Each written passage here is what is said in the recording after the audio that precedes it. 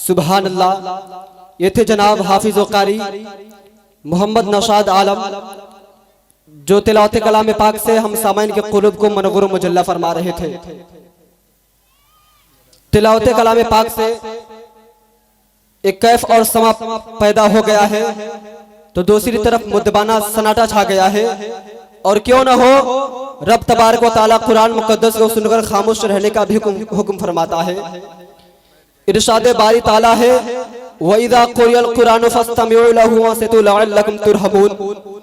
जब कुरान पढ़ा जाए तो खामोश रहो और कान लगाकर सुनो ताकि तुम पर रहम हो। और यकीनन आज शार के इस कौल पर अमल करने की जरूरत है कि सहरा में जंगलों में बयाबान में पढ़ो, सहरा में जंगलों में बयाबान में पढ़ो, मीनार गिर पड़े हैं तो मैदान में पढ़ो। और बेखबर नुजमी तुम्हें क्या बताएंगे, ये बेखबर नुजमी तुम्हें क्या बताएंगे, कल होने वाला क्या है कुरान में पढ़ो।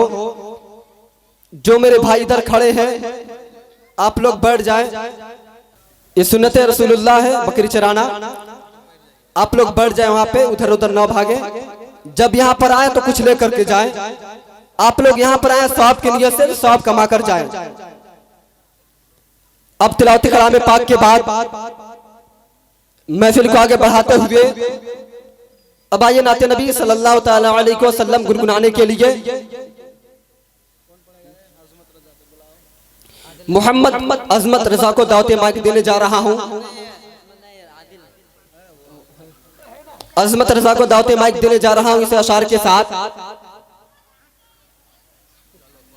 कि इश्क़ नबी में झूमकर नाते सुनाइए, इश्क़ नबी में झूमकर नाते सुनाइए, हम रिंद को शराबे मोहब्बत पिलाइए और इतना पिलाइए कि बुझ जाए तशनगी, ऐ बुलबुले बागे मदीना तशरीफ लाइए।